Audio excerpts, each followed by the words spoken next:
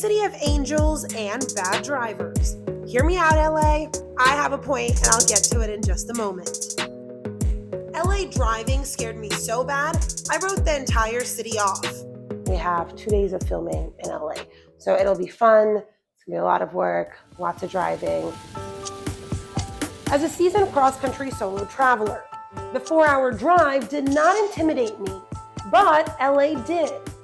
We went from LA on the East Coast and LA on the West Coast. Between the two of us, close to 12,000 miles traveled from coast to coast. Nowadays, we're neighbors who happen to live a short 289 miles away from each other. I tried to get you in for the first season. After anchoring 3 shows, I packed Gypsy and we hit the road. It turns out midnight is the perfect time to travel. 289 freaking miles of thoughts flooding in and out of my head. First memory, my drive from California to Louisiana. Long, exhausting, and heartbreaking. I remember hours on the phone with my brother, talking about a friend he had just lost. Then another memory. This time, the first time I was in LA, also with my brother, and again, another friend died.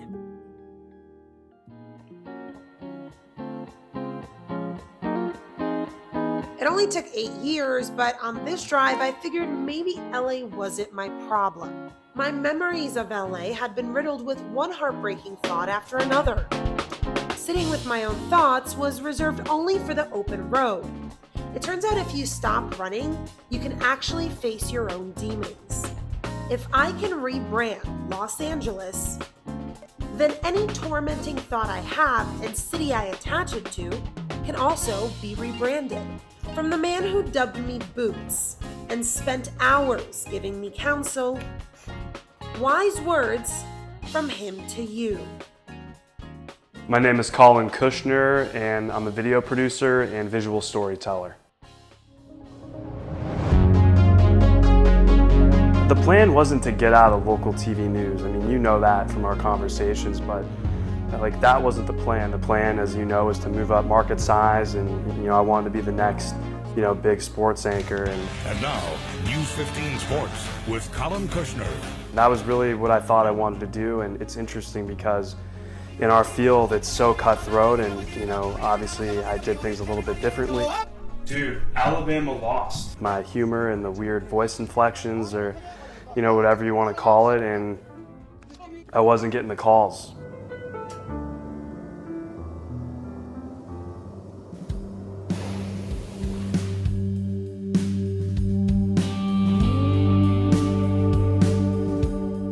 You were actually one of the first people that I thought of when I started this show and this podcast, and I said, Collin's got an incredible story. You were like, no, I'm not ready. And I respected that because I was not ready for so long to tell my story. Usually rejections, you never know how those are gonna go over. So I remember when we were talking on the phone, the wheels were turning in my head because I'm like, you're my friend and we used to work together, and I don't like letting people down, but I also knew deep down that if I ever did decide to do this, I want to give you the real, version that isn't cloaked with all the other noise that comes up. You moved to Lafayette, Louisiana. That's where we met. I didn't know this at the time, and I don't think a lot of people at the station knew, but you were going through a lot of things. Very similarly to me, you had kind of moved cross country trying to run away from your problems. I remember when I texted you, I took a deep breath. I was like, let's roll. Boots, as you know, you can only run for so long. Oh my God, baseball?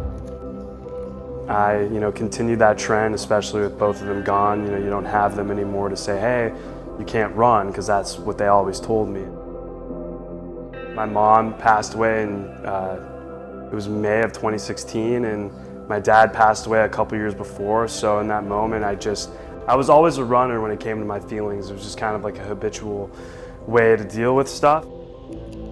I called up our old boss a week after the funeral and was like, I need a job, and can you get me out of here? I went to Lafayette, Louisiana, just really excited to pursue my career and perfect my craft. At the time, it was the coolest thing in the world because I had nothing left. At first, there was a lot of excitement. One of my mom's friends, who's a second mom to me, came with to help move me. And I think there was that sense of comfort for, a day or two. And then, you know, when she left, I think that's when it all really like kind of really sunk in a little bit. You're in an empty place because you don't have all your furniture yet. And that's when I didn't regret the decision, but I just thought, oh God, like what did I sign up for? Because you want to be successful.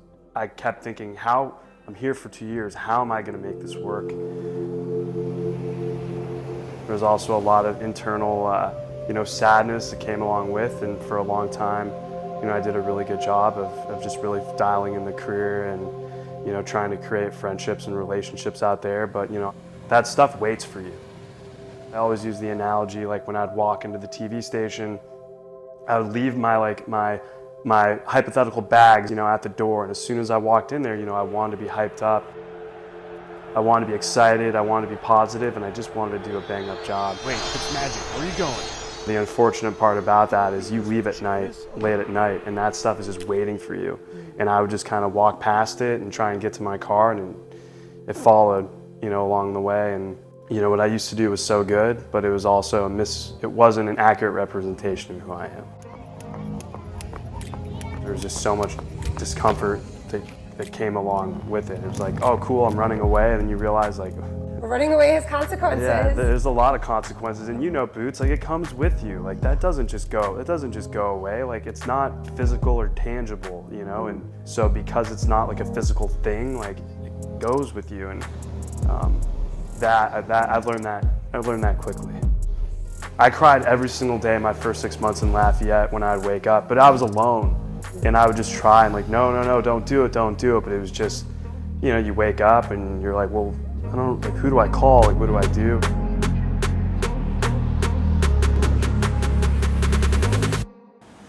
When I moved to San Francisco, that was one of the first things that my mom had said to me. She said, you can run 3,000 miles away, but your problems are still going to be here when you get back, right? And it's true. It took 2 different states, 2 different times to start over in a new place by myself to say, okay, I really am by myself, and what now?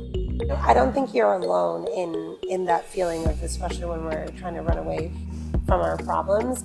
I know, I said mine didn't catch up with me until Louisiana, and it's probably because so many people in California never asked me about my dad. But that was something that I was hoping, don't ask me, right? Like, don't ask me about my parents, don't ask me about this. And in Louisiana, everybody asks you, what does your mom do? What does your dad do? And I loved the people there, and I loved that it got me out of my shell, but like you, it put me into such a bad headspace where I really had to start dealing with some of the problems and things that I was running away from as well. It's weird that you said our old boss. He kind of pulled me out of my own situation that I was in Redding, California, and I was like, I need a job, get me out of here. And he did. He's like wrangling in all these like, come here for us. So it was fantastic for all of us who were trying to run away from our problems. But really what he ended up creating was just this room, or this newsroom full of people who were trying to find themselves. Yeah. I never let anyone in. I made the conscious choice. I don't want anyone to know. There was shame around it. There was just, I think the best way for me to put it is I grew up upper middle class, Orange County, California, with 2 parents who were always there for everything.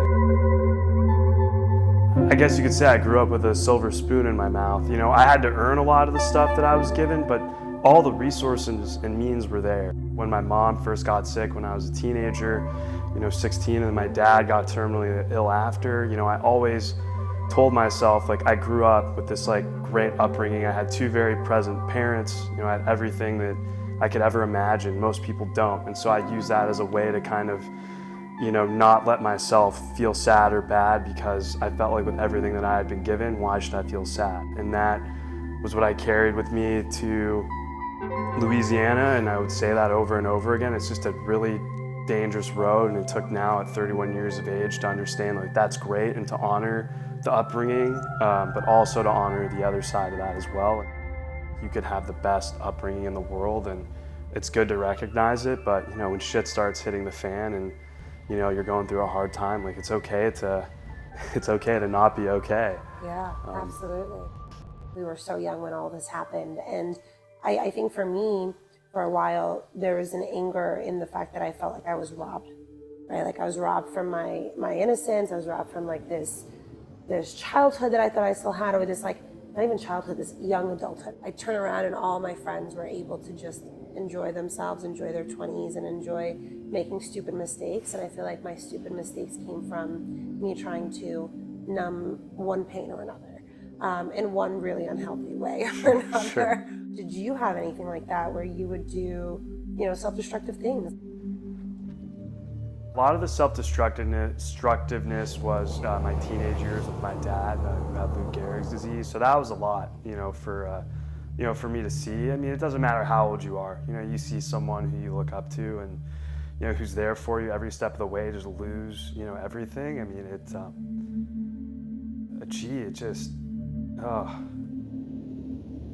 you don't want to, just like they don't want to see that with their kids. And the worst part about it was, I was like 17 when he got sick, and he held it, for me until I moved away to Arizona State to go to school.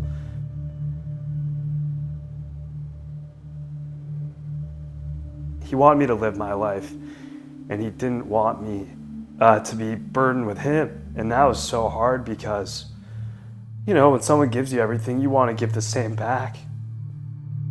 And he didn't want me to do that.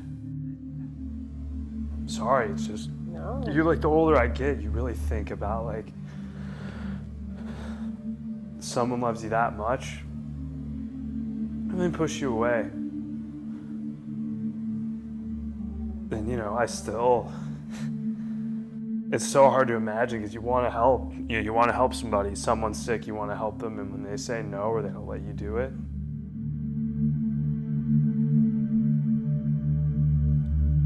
This part about being pushed away and kind of watching somebody, the ways in which both our dads had passed were so different. But I think in a way they mirror each other. I struggled with it a long time for the fact that my dad had said goodbye to everybody but me. And I think I struggled with, how do you do something like this and everybody else had some kind of closure? I was daddy's little girl. How do you leave and not say goodbye? He didn't hide, what he did. You look up to these people and then you're hurt by them. And you want to help. I wanted to help. You wanted to help. And interestingly enough, when I approached you about this, you approached me the second time about this. well, shoot. I mean, I had to make up for the flat out, rejection. You mentioned to me that you struggled. You were struggling with a lot of anger, and you were struggling with a lot of anger towards your dad that you had. Yeah, I think him shutting me out, like a protection mechanism was the big reason why I had a lot of anger and resentment. Was because of that. Because I guess you grow up and you take care of each other, in sickness and in health, and so. If I ever had like the common flu or cold, my parents, if I said I'm good, they still would take care of me. And so, yeah, I think that was a big piece of the puzzle. And, as a teenager, like you're like still trying to figure yourself out. And yeah, I had a lot of resentment towards that because I didn't understand like why he wouldn't accept, the help, and I get it now. Like it's a very prime part of your life. You have a kid and you want them to be free, and you want them to enjoy, and you want them to explore, and you want them to mess up and figure it out on their own. So I understand why he did things the way that he did, but when I was younger and you're kind of in the heat of the moment, you don't. The only way I was able to kind of get past that was about like a year ago. I've been doing some counseling and been doing it for 12 years, but this exercise in particular was like write about your dad and everything, when he was sick, and I was really able to kind of see the thoughts on paper, and I was like, whoa, there's a lot of anger and resentment here, and I don't want to hold that anymore. And it was just a really nice way to just, let it go. I think it's interesting when we talk about grief and how there's no set formula for how to grieve or what's the best way to grieve. I've watched it with, I'm sure if you look at yourself and the way your brother has grieved and you've grieved, it's totally different. Sure. More recently, I think through my divorce and my separation, that's when a lot of anger popped up, and it was like totally directed at my dad. And I think I was actually watching The Adam Project, I don't know if you've seen it. Actually, I have seen the Such Adam a good Project. movie. Yeah. He said that I think that the anger that pops up, it's not directed at them, but it's the fact that they're not here. You were missing your dad. You were missing those moments that you wanted with him, that, you know, he was trying to let you be a kid, let you be a teenager, let you be a young adult. And you're like, no, I wanted my dad. There's nothing you could do to prepare for it. I mean, I think your mom, you know, obviously, you know, was dropping some knowledge on you, and I had kind of similar knowledge where you can't run away from your problems, or, you know, for me, like, you can't drink your problems away. You don't understand it in the heat of the moment, but looking back, it's like, oh, whoa, yeah. Moving across the country isn't going to make this go away. And then it all starts to kind of make sense. I think the older we get and the more we can kind of just like take a step back, you know, for a second, because that's the only way to get perspective.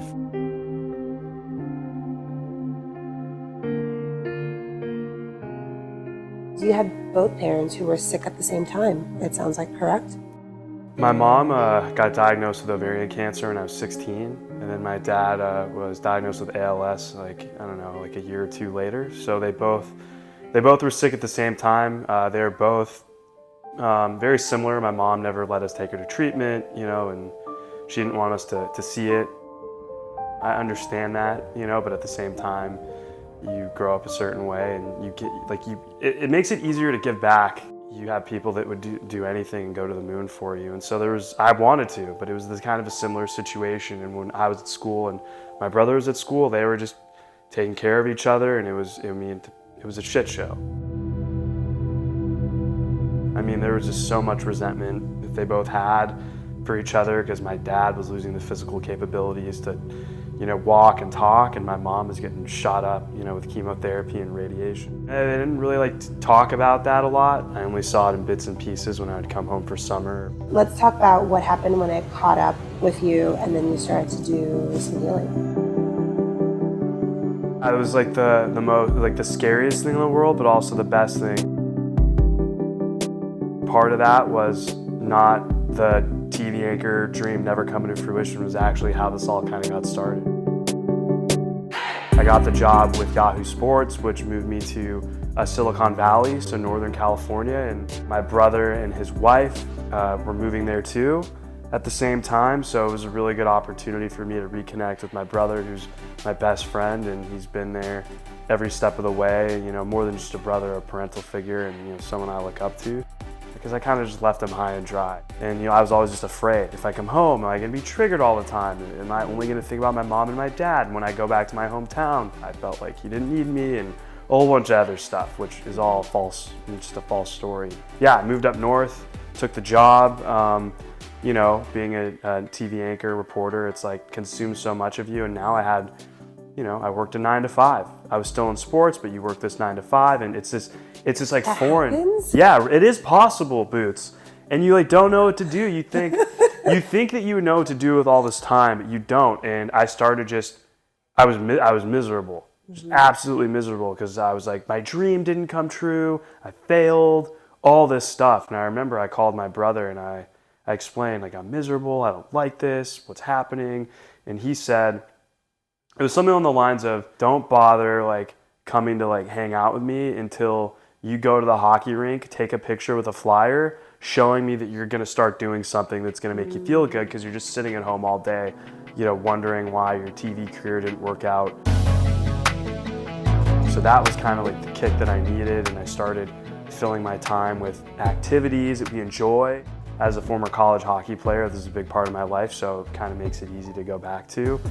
And then it slowly like just started to get better and better and better. But the real changes didn't happen until work transferred me back to LA, back to Southern California, where I'm from. And my brother was back here, all my friends are here. And that was like the big moment where I said, okay, now it's time. I'm ready. I'm ready to unpack all this and to not forget and move forward. And when it does pop up, to take the time and attention that it needs. There's a grieving process that you have to do of yourself and your former self and your current self, like, so that you can let your current self emerge. I'm the girl on the news. When I left news, I guess now I'm the girl off the news. So welcome. Of course, I'm back in it now, but that's a whole other whole other ball game. When I left news originally, I had that grieving process too, right? Where you're just like, man, I just gave everything up. What the hell did I do? I think you end up finding that groove. Life comes at you and says, it's enough time has passed, enough grieving has passed for that old life.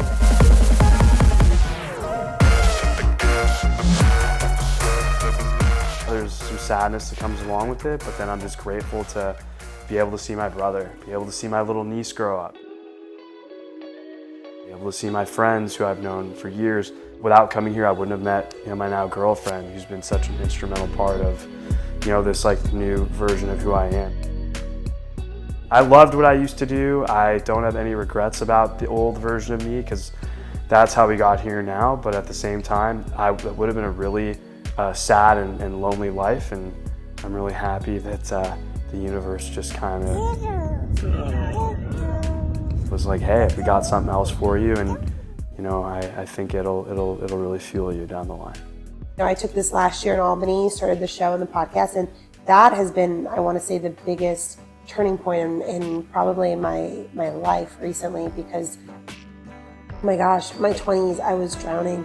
My 20s I was really just trying to be like, I'm here and I'm running after this career, and I was doing it. I was running up the ladder and I was doing so well, and then I wasn't, right? And then all of a sudden it's like all these demons just said, slow down. Where are you running to? Well, that's the best part about mistakes. Like, I love the reframe of mistakes now, because, we don't get to where we are in this exact moment without them. And it's interesting because I used to go on these walks in Lafayette because I just couldn't breathe in my apartment. And then I slowly started realizing, with a lot of help and a lot of different great people who've come into my life, just can you sit with it and really focus on your breath? And that was the most daunting thing in the world, is you think you're going to drown in something. But the reality is if you just take a second to just really slow things down, everything is just going to be smoother and chiller. But this took a long time when I first That's was heavy too, sitting with that. just sit. Yeah, I've been Right?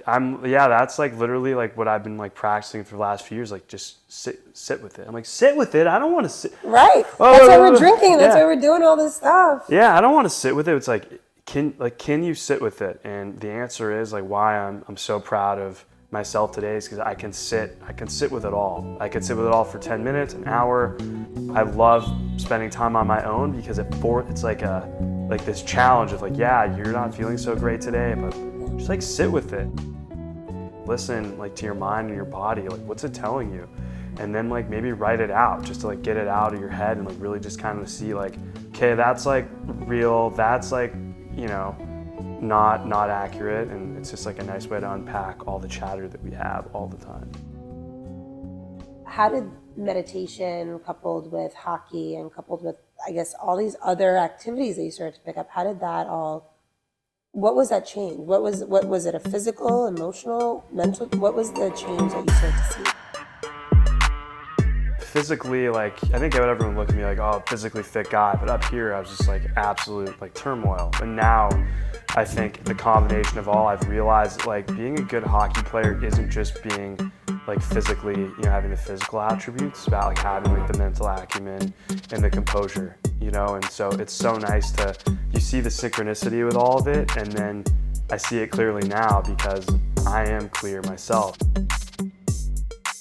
That's been the coolest part, is taking all these pieces that I love so much, and it's fueling, hockey fuels my mind, my body, and my soul. It fuels all of it, just as much as shooting a story and doing a story or something like that. So they've all contributed, but they're all hitting on the same things, just in different maybe the body a little bit more than the mind, or maybe with the creative stuff, the mind more than the body. But you're getting on the ground just like you were doing, getting those cool shots, that's physical too. If you could go back to a younger version of yourself, I guess in your 20s, and I mean, we're not that much older, right? It's only 10 years or so, but I think even every year I grow, right? So even if I could say something to my younger self, there'd be so much that I'd say. What would you say to the Collin that was so unsure of himself and kind of just trying to run?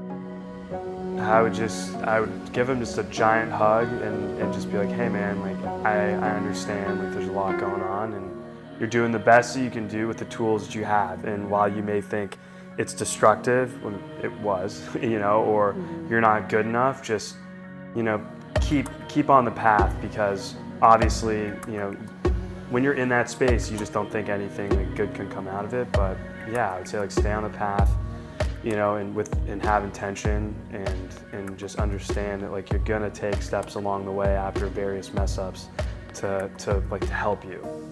I think it's a little bit easier if someone can tip you off to that. Like, hey dude, like for the next like 7 years, you're gonna be in like an absolute shit show. But along that journey, you're gonna be taking these small like millimeter steps in your life, you know, that are gonna put you on this path to where you're gonna be sitting as a 31-year-old, which is like clean up here, like much happier and fulfilled, and you know, and having peace. And that's what this is all about. In terms of talking to anybody else or anybody who's kind of in the thick of this kind of journey, what do you say to them? What are some of the words of encouragement that you have for them? The main thing, Boots, is just to really feel through all the range of emotions. I know like who really wants to be present and feel sadness and anger, but that's a huge piece of it. So a lot of it is whatever comes up for you, like even if it's just like you're in the middle of just whatever and you're feeling happy, like lean into that a little bit. If you're feeling sad, for sure, like 100% dive into that as well. I think it's just really honoring the emotional states, all the variety of emotions that come up, and not running away from them, and not, you know, and also giving yourself some grace as well, and not being upset that it's your friend's party, but it's the anniversary of maybe like the passing of a loved one, and you feel sad. Like, it's totally valid, and you want to know something. And I also like to say that it never really goes away. Like life moves on, and we evolve as people, but like the pain and all that, it never really goes away, and there's always going to be something missing. And I think that's totally okay. In terms of who you were in the past to who you are now, and the Collin for the future, what is your hope for the future? What do you see for yourself now that you don't think that you saw kind of in the thick of all of this? Just more peace and comfort.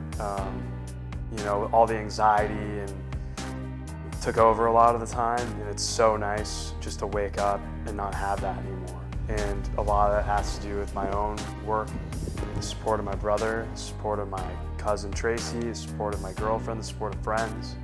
And that's all I want. I don't really want a lot like more out of my life, Boots. Like if this was it for me, and this is how I felt for the rest of my life, I'd be the happiest guy in the world.